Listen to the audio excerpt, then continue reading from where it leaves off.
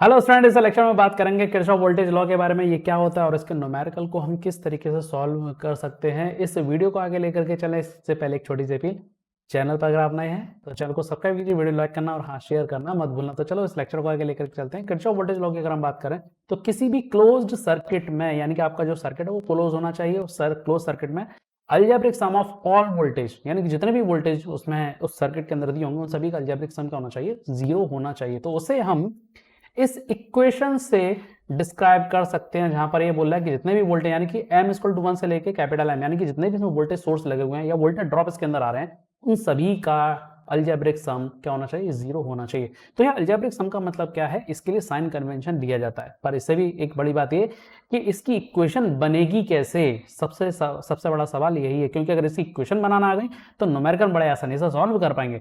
तो इस न्यूमेरिकल को या इस की इक्वेशन बनाने के लिए सबसे पहले हमें चाहिए करंट का फ्लो, कि करंट कहां से कहां फ्लो होगा। भाई क्लोज सर्किट है, करंट तो फ्लो होगा, कैसे फ्लो होगा, क्लॉकवाइज फ्लो होगा या एंटी क्लॉकवाइज हम फ्लो करें।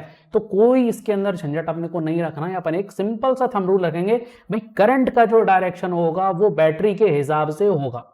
ठीक है, करंट का जो फ्लो होगा किसके हिसाब से होगा, बैटरी के हिसाब से होगा। ये मैं कब बता रहा हूं, ये मैं तब बता रहा हूं जब सर्किट में आपको करंट की डायरेक्शन नहीं दी। अगर करंट की डायरेक्शन दी गई है तो फिर मुद्दा अलग हो जाता है। करंट की डायरेक्शन नहीं दी गई तो आपको सिंपल एक रूल यूज करना है कि करंट का फ्लो बैटरी के हिसाब से होगा, यानी कि पॉजिटिव से नेगेटिव, यानी कि बैटरी के पॉजिटिव से करंट फ्लो होता है वो कहां जाएगा, बैटरी के नेगेटिव तक ये जाएगा। तो यहां पर अगर हम सर्किट को देखें तो कैसा दिया हुआ है, पॉजिटिव नेगेटिव बैटरी में एक दी हुई है, बाकी की सब रेजिस्टेंस लगे हुए हैं। हम यहाँ पर रेजिस्टेंस ले लेते हैं R1 R2 इस तरह से ले लेते हैं यहाँ पर अभी हम यहाँ पर वोल्टेज ड्रॉप ही ले रहे हैं रेजिस्टेंस के ऊपर। तो अब यहाँ पर करंट का फ्लो कैसा होगा, बैटरी यानी कि V1, यहाँ पे क्या बैटरी क्या दी हुई है हमारे पास, V1 दिया हुआ है। ठीक है, वोल्टेज सोर्स ले लो, बैटरी बात कर लो। ठीक है, तो ये जाएगा इस तरह से पॉजिटिव से नेगेटिव। ठीक है, ये गया पॉजिटिव से नेगेटिव, तो ये करंट का फ्लो आ गया। अब यहां पर आपको साइन कन्वेंशन यूज करना है। साइन कन्वेंशन क्या होता है, राइज पोटेंशियल और फॉल पोटेंशियल। राइज पोटेंशियल का मतलब क्या है, यहां पर समझना जरूरी है। राइज पोटेंशियल का मतलब होता है कि अगर आप करंट फ्लो कर रहे हैं, ठीक है, आपका ये करंट फ्लो कुछ इस तरीके से हो रहा है और यहां पर आपका पॉजिटिव साइन आ रहा है, यहां पर नेगेटिव साइन आ रहा है, तो सबसे पहले ये क्या आ रहा है, ये पॉजिटिव से नेगेटिव की तरफ जा रहा है। तो पोटेंशियल पॉजिटिव से नेगेटिव, यानी कि करंट आपका पॉजिटिव पोटेंशियल से नेगेटिव पोटेंशियल, यानी कि हम कहां जा रहे हैं, फॉल पोटेंशियल की तरफ जा रहे हैं, तो उसको बोलते हैं हम फॉल पोटेंशियल। यानी कि यहां पर हम वोल्टेज कैसा लेंगे, नेगेटिव लेंगे।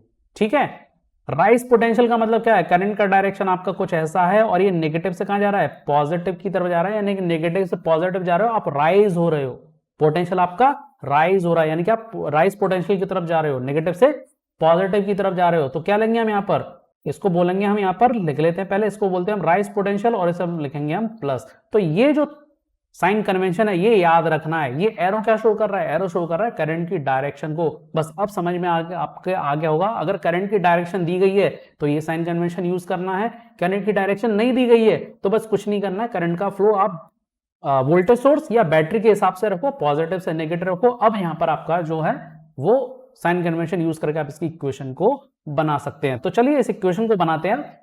तो सबसे पहले हमारे पास आ रहा है वोल्टेज आ रहा है, तो जरा देखो वोल्टेज में करंट के कहां से कहां जा रहा है, हम पहले यहां पर एरो लगाएं तो करंट कैसा आएगा, यानी फ्लो हो रहा है क्लॉकवाइज जा रहा है इस तरह से, तो नेगेटिव से पॉजिटिव जा रहा है, तो ये कैसा राइज पोटेंशियल है, तो क्या लूंगा मैं, पॉजिटिव। तो क्या आएगा, ये पॉजिटिव का V1 लिखेंगे। ठीक है, अब जरा यहां देखो V2 में क्या जा रहा है, करंट फ्लो होता है वो कुछ इस तरीके से जाएगा, ये कहां जा रहा है, पॉजिटिव से नेगेटिव, तो ये क्या है, फॉल पोटेंशियल है, नेगेटिव लूंगा, माइनस V2। अब जरा V3 के लिए देखो, V3 के लिए कहां जा रहा है, ये भी ठीक बिल्कुल ऐसे ही जा रहा है, पॉजिटिव से नेगेटिव, मैं माइनस V3 लूंगा, इज इक्वल टू 0। इसको बोलते हैं हम algebraic sum of all voltage, यानी कि हम यहाँ पे साइन कन्वेंशन का यूज करेंगे। ठीक है, अब इसको थोड़ा सा और इंप्रूव करते हैं, इसको हम फिर से इसको सॉल्व करते हैं, तो क्या मिलेगा मुझे, V2 प्लस V3। ये इक्वेशन हमें यहाँ पर देखने को मिल गई, इस तरीके से हमें इक्वेशन यहाँ पर मिलेगी।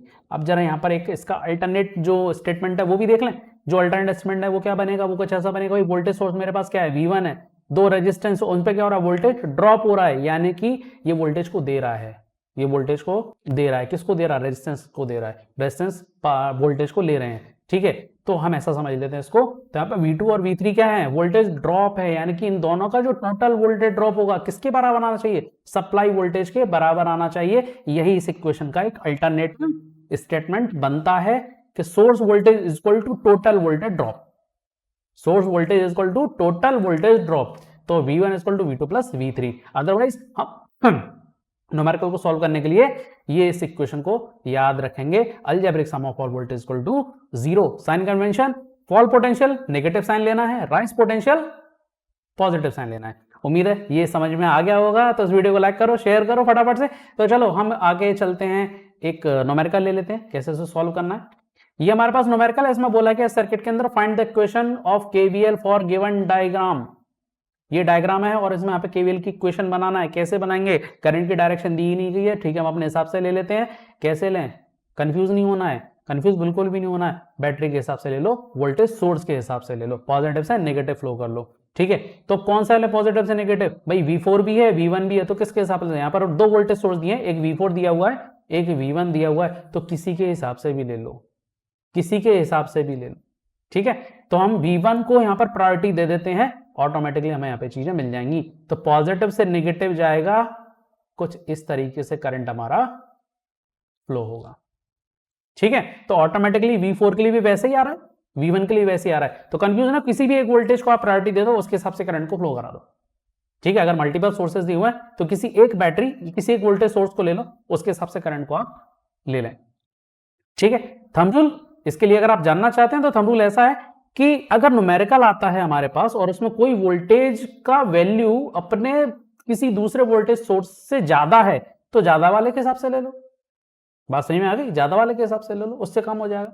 न्यूमेरिकल आगे देखते जाएंगे तो समझ में आता जाएगा, लूपिंग करना आ जाएगी, करंट फ्लो करना आ जाएगा, इक्वेशन भी बनाना भी आ जाएगी। तो चलो आगे बात करते हैं। तो ये बन गया। अब चलो इक्वेशन बनाना है, राइज पोटेंशियल और फोर पोटेंशियल, ये दिमाग में रखना है। तो चलो सबसे पहले क्या आ रहा है, यहाँ पर देखो करंट फ्लो होगा V1 के लिए, सबसे पहले V1 को लेते हैं। कैसे जा रहा है, नेगेटिव से पॉजिटिव, पॉजिटिव का V1, ठीक है। इसके बाद V2 में करंट कैसा फ्लो होगा भाई, क्लॉकवाइज जा रहा है, कुछ ऐसा जाएगा, ये पॉजिटिव से fall potential minus V2, resistance फिर से फॉल पोटेंशियल आ रहा है माइनस V3। जरा इसको देखो कहां आएगा, ये कैसा जा रहा है, कुछ ऐसा जा रहा है। तो क्या आ रहा है, प्लस का V4। इसके बाद V5 में करंट ऐसे जाएगा, ये कहां आ रहा है, negative fall potential minus V5 is equal to 0। कुछ इस तरीके से हम इसको लिखेंगे, ठीक है। तो यहां पे क्या मिल रहा है मुझे, जरा इसको रिसॉल्व करें। V1 plus V4 is equal to V2 plus V3 plus V5, ये आ गई हमारी इक्वेशन। तो इस तरीके से केवीएल की इक्वेशन को हम बना सकते हैं। उम्मीद है ये न्यूमेरिकल भी समझ में आ गया होगा। आगे एक और न्यूमेरिकल लेते हैं, इसकी थोड़ी सी और प्रैक्टिस करने के लिए। तो ये हमारे पास यहाँ पर पूछा जा रहा है find the voltage V1 and V2।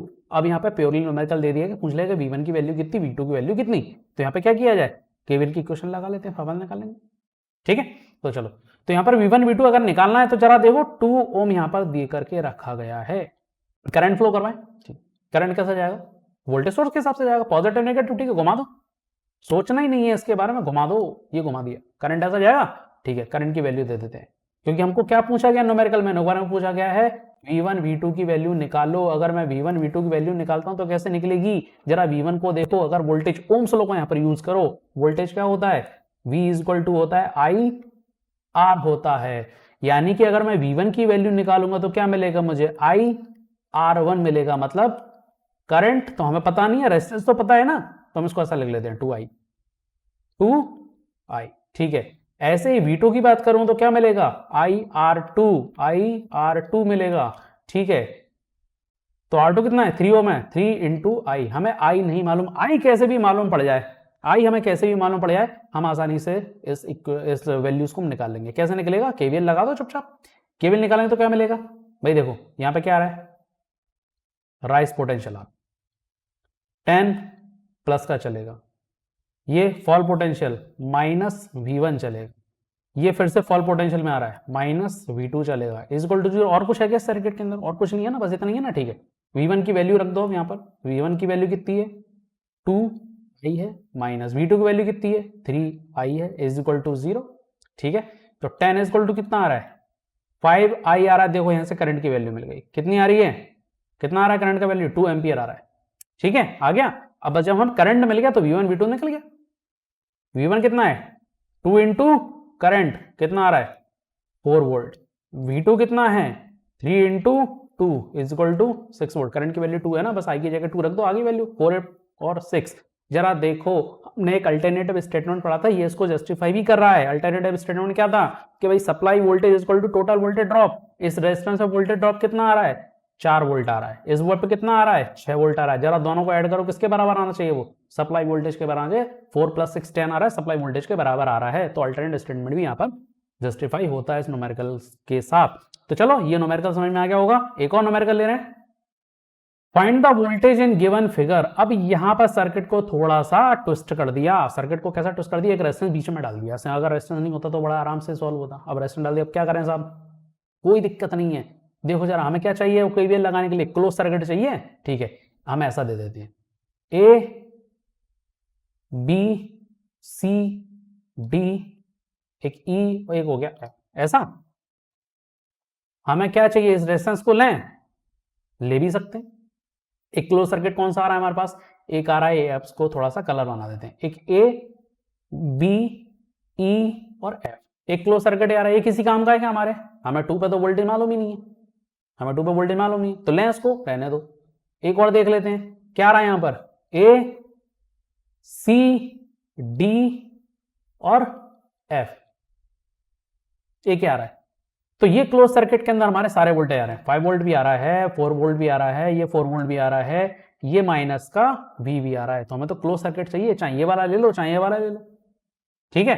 तो हमारे लिए सबसे इजी कौन सा बन रहा है, ए सी डी ई। तो हमारे लिए जो क्लोज सर्किट, जो सबसे सुटेबल क्लोज सर्किट है वो कौन सा है हमारे पास, ए सी डी एफ ले लेते हैं, डायरेक्ट ई को छोड़ देते हैं, ठीक है, क्योंकि ई किसके लिए ले रहे हैं, 2 के लिए ले रहे हैं। तो हम ए सी डी एफ ले लेते हैं। ये क्लोज सर्किट हमारे लिए सबसे ज्यादा इजी है इस वोल्टेज को निकालने के लिए। हमें तो क्लोज सर्किट चाहिए ना, क्लोज सर्किट ले लिया, ठीक है। अब इस क्लोज सर्किट में अंदर केवीएल लगा दो।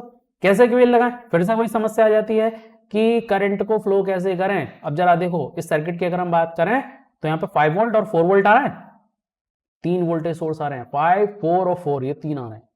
तो हम क्या ले लें, 5 के हिसाब से ले लें, हम 5 के हिसाब से ले लेते हैं, क्योंकि ये क्या रहा है, दोनों वोल्टेज सोर्स से ज्यादा बड़ा है, ठीक है, इसको ले लेते हैं। तो करंट का फ्लो कैसे करें, पॉजिटिव से नेगेटिव, यानी कि करंट कैसा जाएगा, कुछ ऐसा जाएगा, पॉजिटिव नेगेटिव हो गया क्लॉकवाइज, ठीक है। चलो अब आगे लिख लेते हैं इसको। तो 5 कैसा है, rise potential, 5 volt rise potential 5। इसके बाद नेगेटिव 4 वोल्ट आएगा, फॉल पोटेंशियल, फिर से फॉल पोटेंशियल 4 वोल्ट, फिर से क्या आ रहा है, rise potential V is equal to 0। तो कितना आ रहा है, V इज इक्वल टू 8 - 5, तो V इज इक्वल टू आ गया 3 वोल्ट।